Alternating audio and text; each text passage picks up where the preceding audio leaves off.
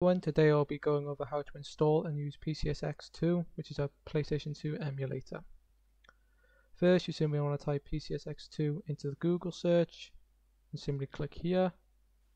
The newest version is currently out, so you can simply go to download PCSX2, install Windows, these versions. Of course, you can do it for them if you're more comfortable with these, but this is for Windows. You simply go here and press download. And once it pops up, just press open.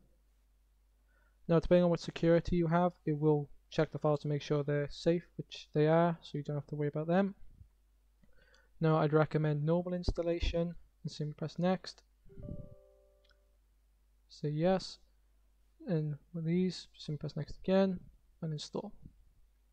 Of course, run the program. Here you can change all the languages. Of course, system default is usually completely fine unless you want to have it different to the computer you're using. These two are helpful guides you can use in areas to answer questions if you have any problems. I'll simply import because I have an older version of the emulator, so I'll simply press import. And then these here are quite important as well. Simply apply. Now this is where a lot of people get this wrong. You see, for these to work you need biofiles exactly like this. And to get them, simply go to ROMs Mania and press download.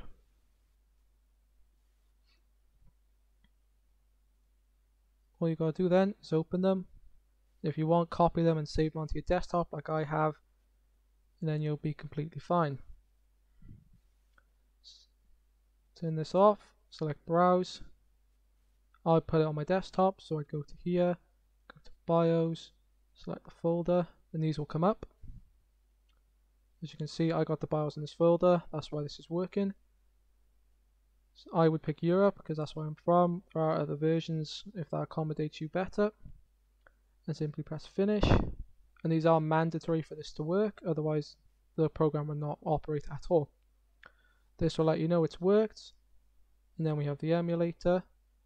To select one, you simply press ISO selector. Then I have games here. I can select any of these. I'll select this. Open. But before we do that, select this and press no disk.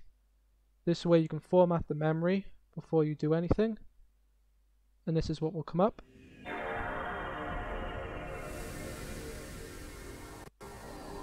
The old nostalgia sounds. And simply go to browser. You'll see two memory cards here. These games are formatted already, so I have no problems.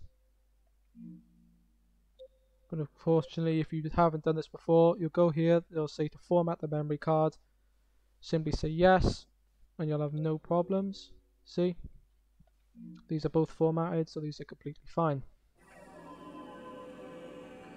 Then once you're done with that, simply close it. Select on CVD again. Select ISO. Say swap disk, never hit reset. Then the ISO I selected earlier should play. If that pops up, it's much preferable to just simply close the program. Open it up, make sure the ISO is selected. There'll be a list here once you add more of them. Simply boot the ISO. Here it is. This will tell you the speed it's running at. Currently it's running at 100%. This can be elevated. And just for argument's sake, I'll play through a bit of the game now just to show you. So I'll select English. This is one of the games that does have a problem with this software. Some games will have cutscenes that are blocked off. You won't be able to see them, but you'll hear the sound, as you'll see here. Nothing at all.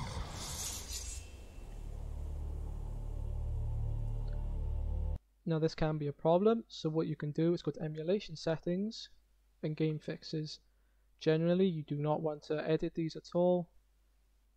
If you put it on aggressive or even harmful, games can slow down. That's safest, but it also does slow it down. I tend to have it on balanced personally, but if you need to edit things personally, like with earlier to see the cutscenes, simply turn that off. Enable manual. In this instance we want to do this. click apply. Okay, turn it off, turn it back on, and then boot the ISO once again.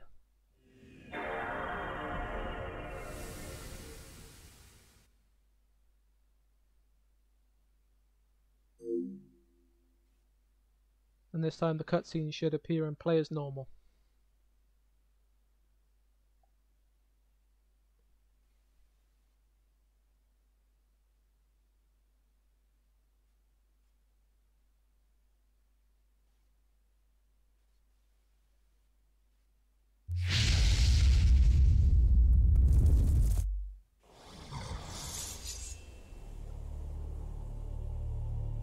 So yeah, that fixes the issue. There are other problems that can be fixed. Of course, if you go into the settings again, you'll see there are multiple fixes, some for specific games, others are for more general problems. And that's pretty much everything you have to know for PCSX2.